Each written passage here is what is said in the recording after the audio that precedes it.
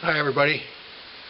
I'm learning that if you have a log house in the mountains, priorities can change suddenly and without warning, and that's what happened to me this week.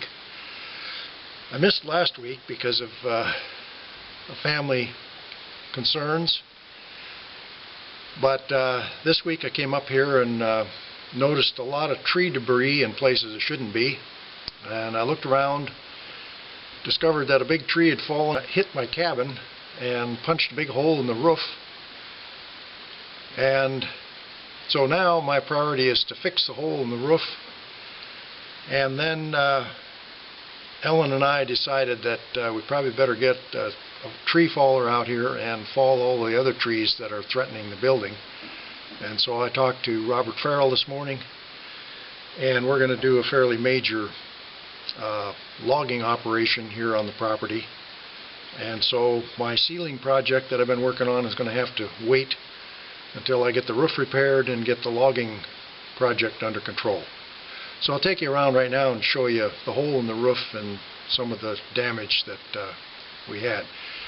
Robert told me that 2 weeks ago, just the day after the last time I was here, there was a severe windstorm, and that's evidently what blew this tree down, plus a whole bunch of other ones.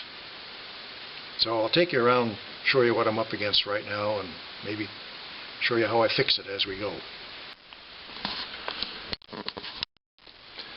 One of the first things I noticed when I came up here this week is this tree debris that's laying on the ground right here below my roof line, which didn't make sense. And then when I went up the stairs, I found a whole bunch of tree debris on the porch. That also didn't make sense. The debris was laying all along on the porch. I've cleaned it up since, but I'll take you back here behind the building and we'll look up, and hopefully the lighting will be okay. You can see that log sticking up in the air broke off after the top of the tree had punched a hole in my roof. Fortunately, it only damaged the eaves, so the inside of the building is still tight, weather tight and rodent tight, and it's just that one section of eaves between the ridgepole and that first purlin. So it's not too bad. I'll have to get up there and patch it. This whole area behind the building was just full of tree debris and construction debris, and I've cleaned it out, so pretty much I see a piece of TGI web still back there. But anyway, I piled up the construction debris up here. I don't know if I'll go through it like they reconstruct an airplane crash, but this is what used to be in the eaves. One of the things that tore out was my plumbing vent stack, so I'll have to put that back. And here you see the rake metal that took the brunt of the blow. So that was where the trunk of the tree evidently hit the edge of the roof, tore that section of rake metal off, and splintered a lot of the wood that used to be my eaves. Now I'll take you up on top and show you that tree.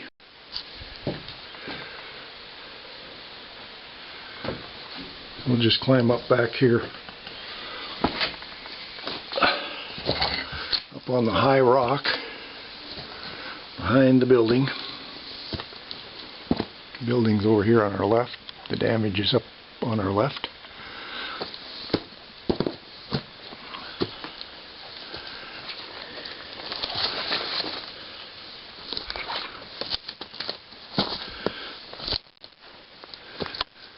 So this is the guy that did the damage. It must have been a violent fall because all of the branches you can see are just shaken off. It must have been pretty violent vibrations. All the branches are in little pieces on the ground. And the crown of the tree evidently went over the roof splintered and broke up, and then half of it slid down that roof, and that was the debris I showed you, and there's even more down below the other side of the roof. And interesting that the tree is not aimed for that hole, but it looks as though that was where it first hit, and then as it fell, it slid on this tree. This one is bent clear over, and you can see that it's been scraped all the way down. So this one that crunched my roof is in contact with that, and that made it move away from the hole. And there you can see it's broken off down in the valley, and it's a pretty deep valley behind this big rock. But there you can see the butt log, and it goes way up into where it's sunlit there. Robert and I walked up there and could see that it was uprooted. It's been damaged by root rot, but the wind just uprooted it. So since that tree from that far away hit my house, all these that are fairly big, that are a lot closer, are threats. So I'm not sure exactly what all trees we'll take out. Like this big Doug fir here is going the other way, so maybe it's safe. Don't know. But anyway, that's what I was greeted with this week.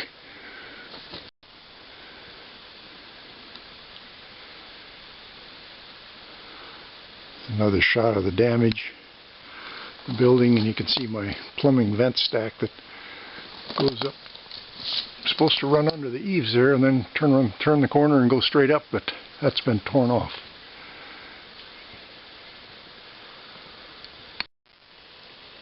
I'm out on the back porch now, and you can look up and see that tree that's going across was pushed over 2 years ago in the ice storm, so that wasn't part of this problem. But higher up you can see the tree, the skinny one that was pushed over just last week. I'll go back here where you can see the thing coming out. But then you can see down under my eaves here all this tree debris that slid off the roof after that the crown of that tree broke up and slid off. That root ball right there is not part of it. That was blown over or fell down in the ice storm 2 years ago. But all of the green debris slid off of my roof after that tree broke up. Hopefully it didn't do any damage up on the roof.